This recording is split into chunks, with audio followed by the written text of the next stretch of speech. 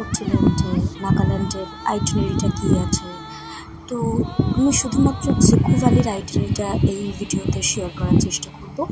আর যেটুকু ভিডিও করেছি সেটুকু যতটা শেয়ার করা যায়।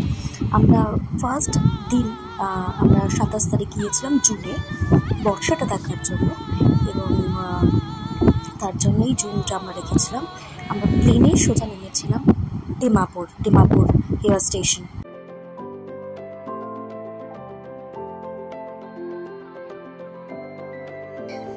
ডিমাপুর থেকে কোহিমা প্রায় 4 ঘন্টার রাস্তা, তাই কিছুটা খাওয়া দাওয়া করে নিলাম।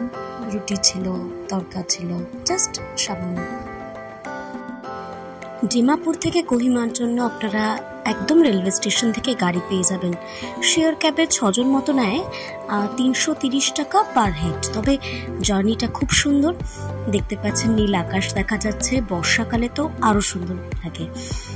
আর এই রাস্তাটা পুরো হাইওয়ে রাস্তা, কোহিমা পর্যন্ত খারাপ একদমই নয়, খুব ভালো কমফোর্টেবল জার্নি বলা যেতে পারে এই পুরো রাস্তাটা। ডিমাপুর পেরোলে অন্তত আর গরম লাগবে না, 2 ঘন্টা পেরোলেই একদম প্লিজেন্ট ওয়েদার।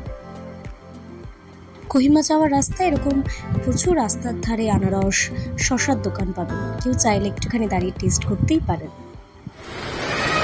কোহিমা তখনও ঢুকেনি, তার আগে থেকেই শুরু হয়ে গেল মুষলধারে বৃষ্টি।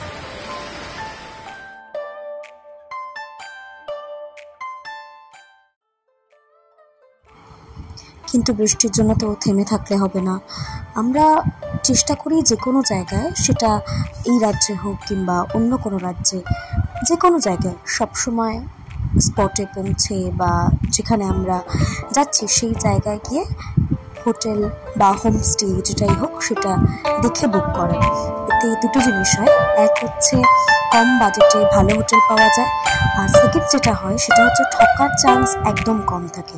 তবে অন সিজনে আমার মনে হয় কেউ যদি রিস্ক নিতে না চান বা ফ্যামিলি নিয়ে যান, তাহলে অন্তত এই আগে থেকে বুকিং করে যাওয়াই বেটার।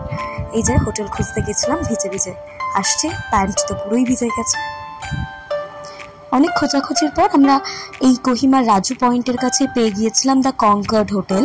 হোটেলটি চিমছাম, বেশ সুন্দর হোটেল। বেশ কয়েকটি জায়গা ঘুরে আমাদের মনে হলো বাজেট ফ্রেন্ডলি এবং অবশ্যই একদম ঠিকঠাক হোটেল থাকার জন্য বটে। আমি যে ফুড এক্সপ্লোর করতে ভালোবাসি না তা নয়, কিন্তু এখন সেটা অনেকটাই কমে গেছে। এখন যেটা করি, বেশিরভাগ জায়গায় যেখানে আমরা স্টোভ ক্যারি করতে পারি সেই জায়গায় আমরা চেষ্টা করি নিজেদের কিছু ড্রাই ফ্রুটস সঙ্গে রাখার, বা রেডি টু ইট, যেমন ম্যাগি, নুডলস, রামেন বা ওটস, মশালা ওটস, এবং অবশ্যই প্রোটিন বার, চকলেটস। ট্রেকের জন্য এগুলো খুব কাজে লাগে। সেখান থেকেই হোটেলে পৌঁছে আমরা রামেন বা নুডলস বানিয়ে একটুখানি কেটলিতেই বানিয়ে নিয়েছিলাম। বানিয়ে খেয়ে বেরিয়ে পড়লাম নাগাল্যান্ডের দ্য ফেমাস মার্কেট এক্সপ্লোর করতে।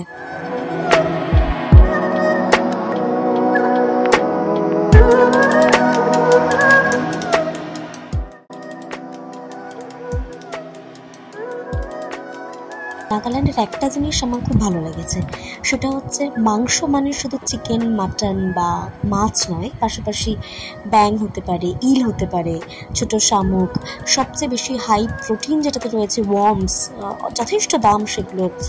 কিন্তু মাংস বলতে শুধুমাত্র এই 3টে জিনিসকে বোঝায় না, প্রচুর মাংসের অপশন, মিট অপশনস রয়েছে। তার ফলে এখানে প্রোটিনের জন্য শুধুমাত্র মাছ খেতে হবে বা মাংস খেতে হবে, চিকেন খেতে হবে, স্পেশালি মাটন খেতে হবে, এমন খুব একটা কথা নেই। ভ্যারাইটিস অফ প্রোটিনের সোর্স। এবং আরেকটা জিনিস যেটা পাওয়া যায় সেটা হচ্ছে ব্যাম্বু শটস।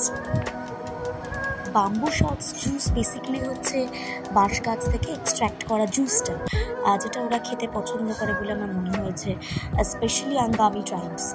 তার কারণ মার্কেটে সব জায়গাতে এরকম বোতলে ভরে এই লিকারটা পাওয়া যাচ্ছিল। আর তাছাড়া এছাড়াও এই কচি বাঁশটা কেটে, যেটা আচারের সঙ্গে তারা দেয়।